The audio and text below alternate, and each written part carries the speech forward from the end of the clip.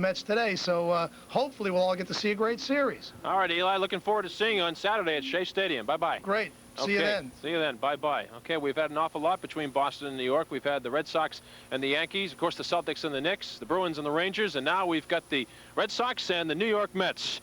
Jack Edwards and Clark Booth, who patrol the Angel Clubhouse, somebody had to go in there, guys, are here. Let's start on the end. Clark, your thoughts going into the Mets? I have no thoughts. I don't know enough about them. I won't believe the New York hype about them. We must never believe that. I assume they're a very fine team, but I'm sure that their greatness has been exaggerated just a bit. All right, you were in there. You talked to Don Sutton with tears rolling down his face. Have we seen the last of Don Sutton? No, I'm not so sure about Sutton. Richie, of course, announced his retirement. Reggie Jackson was asked if this was his last game, and he got very upset. I did not ask him that. I am a little wiser than that. Reggie was very upset, but he came down. Actually, that locker room tonight, I was there a better part of an hour. It was a classy locker room. They stood up to it. They admitted that well, I won't use that word that begins with C. They blew it. They admitted it, and they understand that. It's a star-crossed team, as you know, and it's a little sad. Someone has to win, someone has to lose, and no matter who it is, you have to feel a little bit sad for them. Gene Mauch, to the best of my knowledge, has not yet opened his office door. That's an interesting thought. I saw you talking to Bob Boone. What about Gene Mauch? These guys like this guy an awful lot. He's been labeled with the 64 Phillies and with the 82 California Angels, and now is, I don't want to say the word that Clark was going to say, C-H-O-K-E, but, I mean, you have to start thinking about it, and Gene Mauch, if he hasn't come out of his office, has to be a very, very depressed gentleman tonight. Well, I don't know. I mean, what more can go wrong for this guy in the game of baseball? I mean, he had a 6.5 game lead with 12 games to go in 64 with the Phillies. 2-zip up in the playoffs and lost 3 straight to Milwaukee. Here, strike 2, 2 down, 9th inning, a 1-run lead, 2 foul balls, and then he loses to the Red Sox 3 straight. I mean, the guy's just got to feel that someone up there doesn't want him to win it, and I really feel for him personally.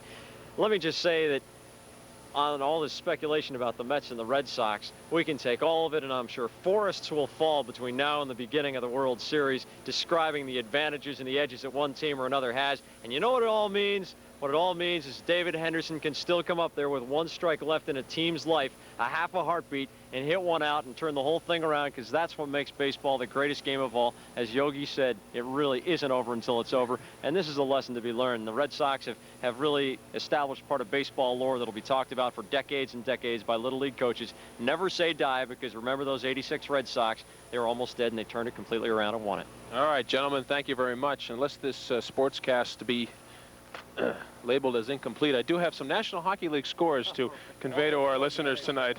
Buffalo and Montreal played to a scoreless tie in overtime. L.A. slipped past Detroit 4-3. And you don't want to hear these, Clark, huh? 4-3 into overtime. I tell you what, come on back in here for a minute for old time's sake. Read a hockey score like you used to when you're on the set. Jersey wins over Vancouver 3-2. Rangers 4-3 over Chicago in the third. Edmonton leads Quebec 1-0 in the second. In the league. No, they are not. All right, enough of the silliness. Work to be done for us for tomorrow. Fans will celebrate through the night, and the Red Sox will get ready for the Mets. That prep begins tomorrow. For Michael Dowling inside, Jack Edwards and Clark Booth out here, I'm Mike Lynch. That's it from Fenway. Let's go back now to Chet and Nat. All right, Mike, you guys did a great job down there. I want the record to show that I have a deep and abiding love and respect for my colleague Clark Booth. I also want the record to show that after the 5th game, he said the Red Sox couldn't win 2 at home. Well, I want you to tweak him just a little bit. He wants to answer that. I want to answer that, Chet. I went to my first Red Sox game with my father, Russ Booth, in 1946. I've been with this team up and down, around and across, over and under for 40 years. I have been rather too close to the subject for comfort and for my own mental health at times. That I should be hardened, callous, a little skeptical at times is perfectly reasonable.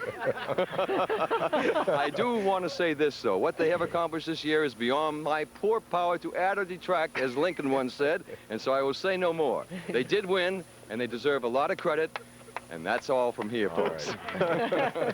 You guys were great. I just couldn't let the night pass without just giving my pal Booth just a little bit of a tweak. All right, we're out of time now. I would like to remind you that you will see Nightline with Ted Koppel in its